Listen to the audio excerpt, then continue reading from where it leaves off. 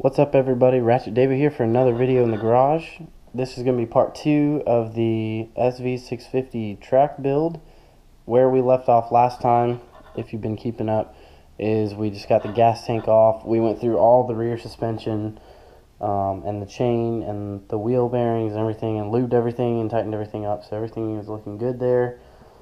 So I've taken off the gas tank and the rear fairings, and I'm going to attempt to get it to run good today. It's run rough. If you saw the startup in the last video, you saw it was backfiring a little bit, and you could tell the carbs weren't right. So I'm going to try to clean the spark plugs, maybe clean the carbs, and get everything tuned up nicely.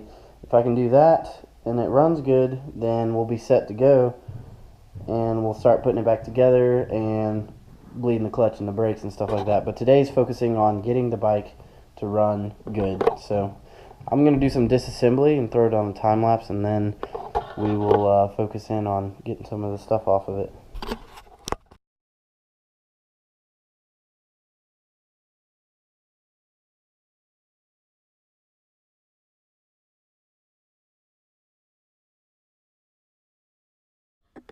Alright, so I got the radiator off, and as you can see, it kind of sustained a little bit of a bend from whatever accident it was in. Apparently it doesn't leak, but it's got some kind of damage. If you can see, just bend damage. It really needs to be replaced. I don't know if I'm comfortable running this on the motorcycle. In a track aspect, maybe I'll put it on there just so it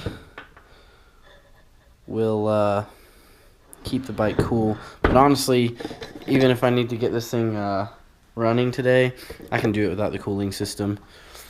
That'll be fine. I can start it up and get it tuned a little bit before it gets up to temperature. So now I'm going to move on to spark plugs. We're going to see what the spark plugs look like. Because it's a V-twin, you got one here, and the style of the motor, you got one up front here. So let me figure out what spark plug socket I need, and I'll get back to you.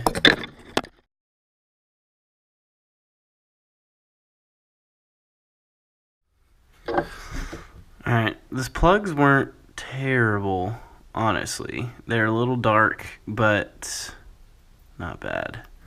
So this washer had fallen off of it, and I was like looking for it for a minute, but I don't really know. The second one didn't have a washer on it, so that might be part of the problem, is that the plugs may not be sealing properly. But plugs tell you a lot about the internals of an engine and what's going on. And right now it looks like it's burning. They smell a little bit like fuel, so I do believe the carburetors might be dumping some fuel.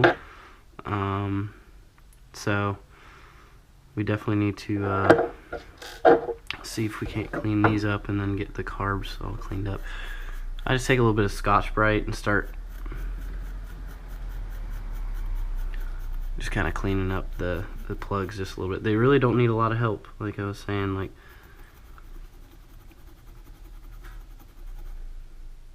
they look pretty good. I'll probably gap them. I need to Google the gaps for these.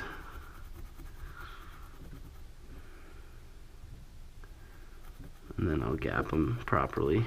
So spark plug gaps are very important to the compression of the motor. Like, that's pretty clean already. That looks pretty good. So the spark plugs don't look that old. So whoever worked on the bike before me did replace the plugs. So the plugs aren't really the issue. I honestly was hoping they might look worse so that would be just an easy fix, but it never works like that.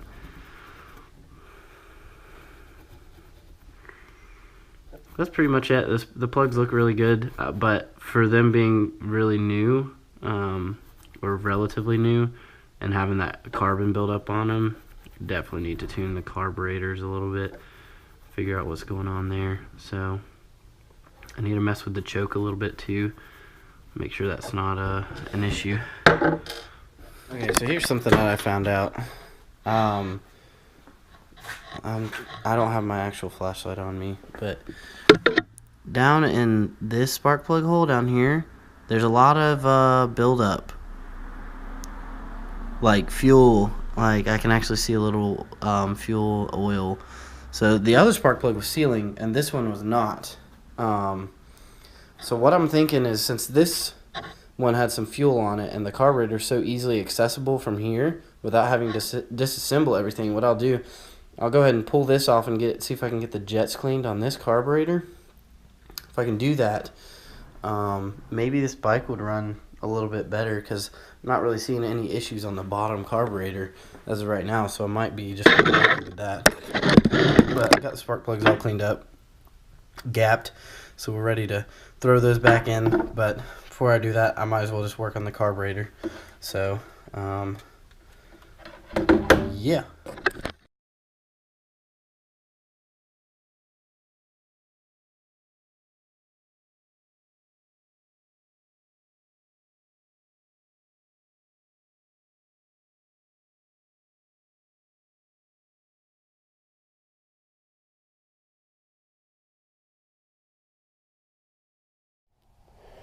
Alright, so here's where I'm at, and I apologize again. I just get carried away on cleaning stuff and going through the bike, and I totally forget to film stuff. But here's where I'm at. I got everything hooked back up. I got the tank up. I got the air filter out, so you can kind of see the carburetors are exposed through here. Spark plugs are cleaned. I looked at the carburetors, and they really look pretty good, unless the jets are just clogged. I'm going to mess with the choke, put some carburetor cleaner through it, and I'm going to run it. So that's what you're about to watch, is me getting it running. Now I don't have a radiator on it or a fan, so I can only run it for probably max of like a minute or two at the max without it overheating. So I'm going to go ahead and do that and see if I can get it to idle and run and rev without having too many issues. So that's where I'm at now. So I'm not even going to stop recording. I'm going to put it over here with the exhaust again and let you kind of just watch. Alright.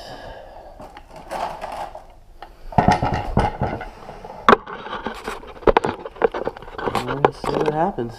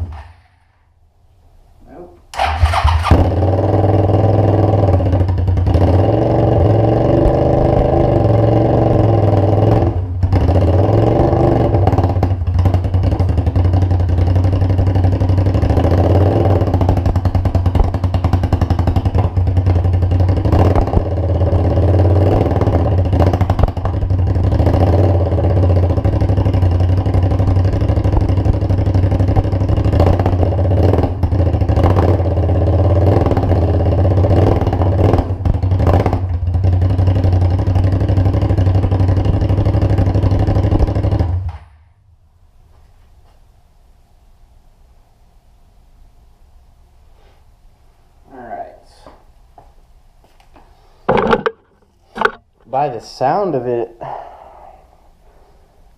it's cutting every time I give it some gas. It's cutting short. So I was hoping that part of the problem would be that I have the air filter is not looking too good on this. It looks like maybe they put some air filter cleaner on it, but I thought it'd be blocking some airflow, but I don't know if that's the case. I'm gonna keep trying here.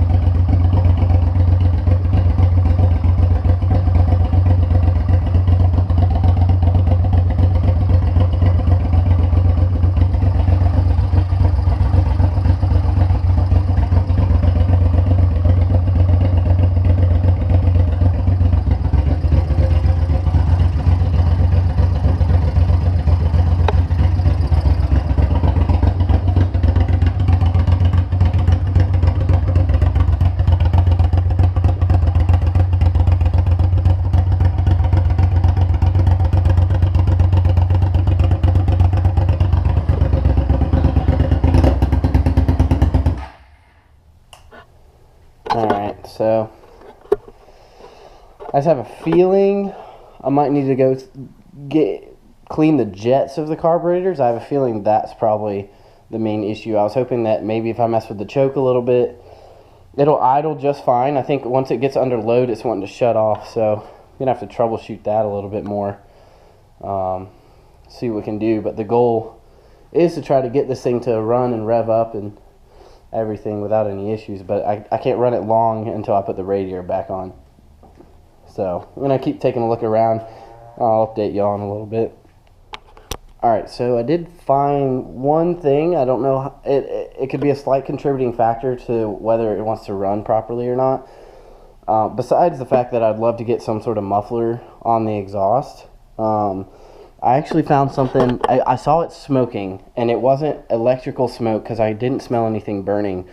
And it's going to be hard to see, but with the V-twin, the exhaust comes from down here, and a piece exits from this top cylinder right here. So it right in there. Trying to get it where you can see it. That's the exhaust pipe. Right there is the exhaust pipe that goes up to the other cylinder. Now, what's up in here is there's a small piece of piping that comes off the actual cylinder head to the exhaust, and I actually found that that's actually leaking right there and smoking and coming up through here. So I'm gonna look through my hardware and see if I have the right nut to tighten that up, but that's actually leaking and causing a huge exhaust leak and would be a issue as far as running goes. So I want to get that addressed, so I'm gonna go ahead and try to do that and see if I can actually get up in there with a tool, because it's way back here. It's behind this coilover, so I wish when I had the suspension off that's when I had done it, because now I've put the suspension back together and then now found out this problem. So we'll see what we can do, but yeah, it's right up in there. I'll see what I can do. From the box that I mentioned in my first episode with all the parts and extra bolts and stuff, I was able to find the right hardware. I tightened up that. I've not run it yet. I'm about to run some carb choke cleaner through this thing while it runs to see if I can help clean it up just a little bit. I'm hoping that'll help and this will help, and we're about to see what happens.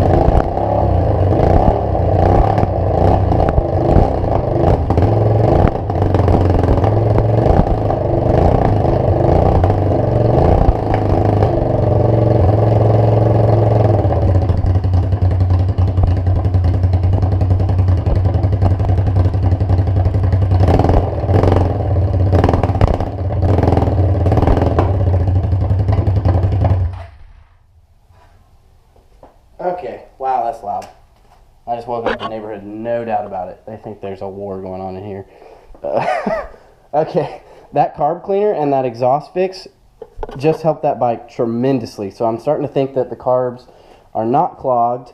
That carb cleaner really, like, that was the first time I've ever been to rev up the bike like that. It's still breaking up a little bit, but I honestly think if I open this thing up and drive it soon, this thing's gonna run sweet. This thing is, oh, I need a muffler on it, but I love the way these sound. It just sounds like a roaring V8. At the track, this thing is gonna be gnarly. Okay, well, I would say that is what I was trying to accomplish today, was to get that thing to hold idle and to rev up, and I did both of those things. So from here on, this thing was sparking because it hit the little, y'all probably can see this, but this little jumper cable hit the little cross member here in the seat and made it spark. But aside from that, there's no more smoking, so I know the exhaust is tightened up, and running that carb cleaner through that did miracles for that, and it's really cleaned up really fast. So I think if I do that a couple more times once the radiator's on and get it outside and everything, I think actually if I put this thing in gear and drove it, once I have the clutch and the brakes bled, this thing is going to be sweet. So I'm actually going to start putting this thing back together. I'm going to throw y'all on a little time lapse maybe. But aside from that, thanks for watching episode 2 of this build. I'm really excited to see this thing on the track once I've put all this work into it and everything. And I will see you all in episode number 3.